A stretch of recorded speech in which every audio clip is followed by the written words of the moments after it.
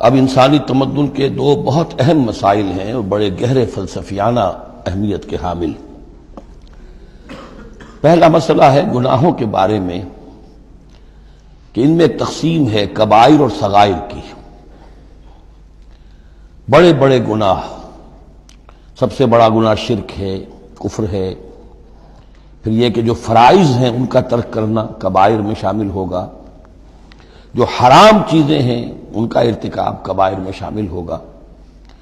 ایک ہے چھوٹی چھوٹی کوتاہیاں جو ہو جاتی ہیں، آداب میں ہو جاتی ہیں، یا اور جو بھی باریک احکام ہیں ان میں کہیں کوتاہی ہو گئی ہے، یا بغیر کسی ارادے کے کہیں کسی کی بات ایسی کہہ بیٹھے ہیں کہ جو غیبت کے حکم میں آ گئی ہے، ارادہ نہیں تھا لیکن بات نکل گئی ہے، وغیرہ وغیرہ۔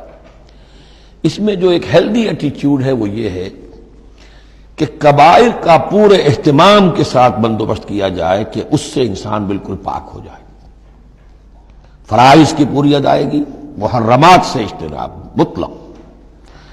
اور یہ چھوٹی چیزیں جو ہیں ان کے بارے میں نہ تو زیادہ ایک دوسرے پر نکیر کی جائے، نہ ایک دوسرے پر گرفت کی جائے، نہ کچھ اس پر بہت زیادہ جو ہے اپنے دل کے اندر بھی دل گرفتگی کی جائے، بلکہ ان کے بارے میں توقع رکھی جائے کہ اللہ تعالیٰ معاف فرما دے گا، استغفار کرے بھی آدمی۔ اور یہی صغائر ہیں جو نیکیوں کے ذریعے سے خود بخود بھی ختم ہوتے رہتے ہیں۔ یہ جو آتا ہے کہ جو شخص وضو کرتا ہے صحیح طریقے پر بیٹھ کر اطمینان سے، تو جب وہ ہاتھ دھوتا ہے تو ہاتھوں کے گناہ جھڑ جاتے ہیں، آنکھوں میں پانی ڈالتا ہے آنکھوں کا گناہ جھڑ جاتا ہے، وغیرہ وغیرہ۔ تو یہ وہ صغائر ہیں۔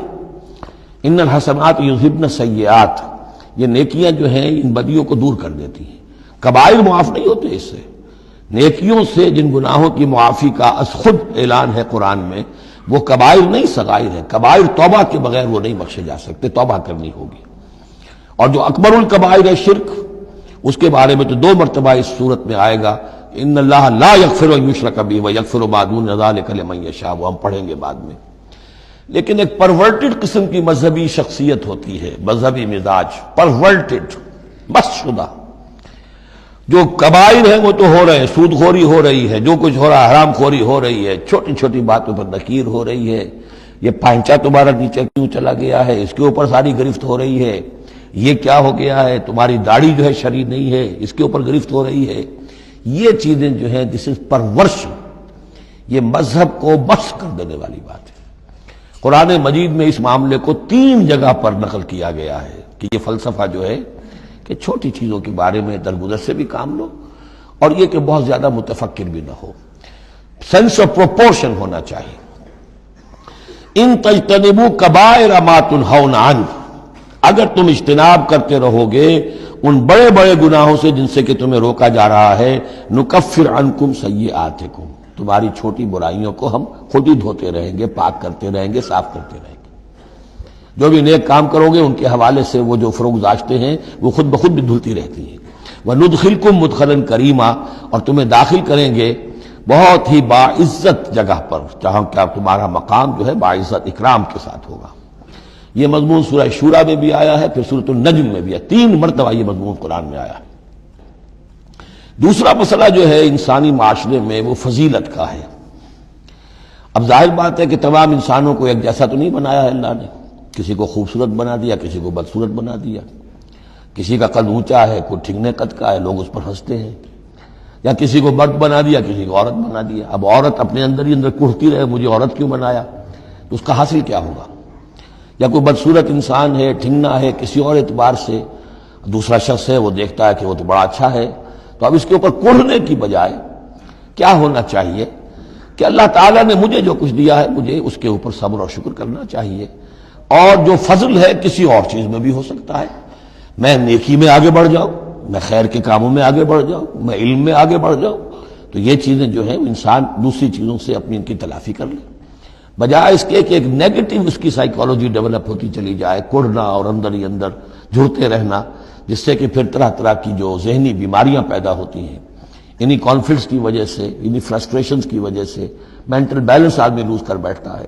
تو اس کی بجائے دیکھیے کس قدر عمدہ تعلیم دی جا رہی ہے، وَلَا تَتَمَنَّوْا مَا فَضَّلَ اللَّهُ بِهِ بَعْضَكُمْ عَلَىٰ بَعْضٍ، اور تمنا نہ کیا کرو اس شے کی کہ جس کے ذریعے سے اللہ نے تم میں سے بعض کو بعض پر فضیلت دے دی ہے۔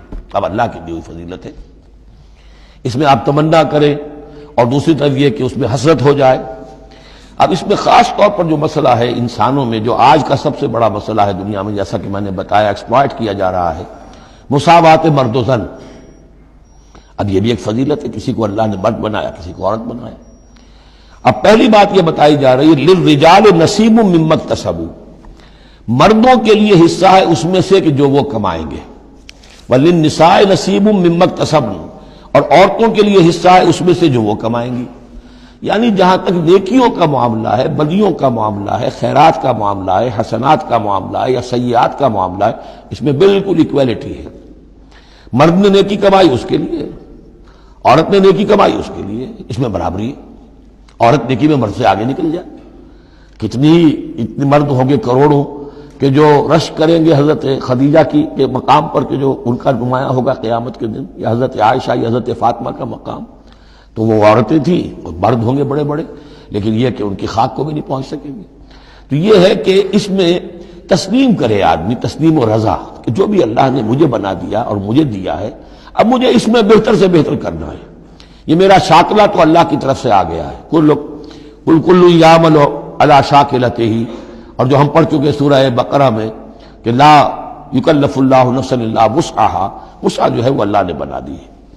تو اب اس آیت کو بھی غلط کوٹ کیا جاتا ہے کمائی کے لیے، کہ عورتیں بھی کما سکتی ہیں، دیکھیے لکھا ہوا نصیب مما اکتسبن، ان کے لیے حصہ ہے اس کمائی میں سے جو انہوں نے کیا۔ اچھا، کمائی سے مراد یہ سمجھ لیجیے قرآن مجید میں صرف ایک جگہ ایسی ہے سورہ بقرہ میں جو ہم پڑھ چکے ہیں، جہاں کسب کا لفظ آیا ہے معاشی جد و جہد اور معاشی کمائی کے لیے۔ باقی پورے قرآن میں کسب آتا ہے اعمال کے لیے، کسب حسنات، کسب سیئات، بدیاں کمانا، بھلائیاں کمانا، کسب اس کے لیے۔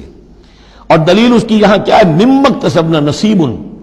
اگر تو ایک عورت نے کمائی کی ہے، تنخواہ 10,000 کی ہے، تو 10,000 میں سے 2,000 تو نہیں ملے گا اسے، باقی 8,000 شارٹ نہیں جائے گا، تو نصیب مما اکتسبن نہیں ہے وہ۔ تو اگر کسی کی واقعی کوئی کام کرتی ہے خاتون، اگر کوئی اس میں حرام پہلو نہیں ہے، پیشہ جو ہے وہ بھی شریفانہ ہے، اس میں جو بھی آداب ہیں پردے کے، سطر کے، حجاب کے، وہ بھی ملحوظ رکھے ہوئے، ٹھیک ہے، تو جو کمائی اس کی پوری اس کی ہوگی، اس کا حصہ تو نہیں ہوگا۔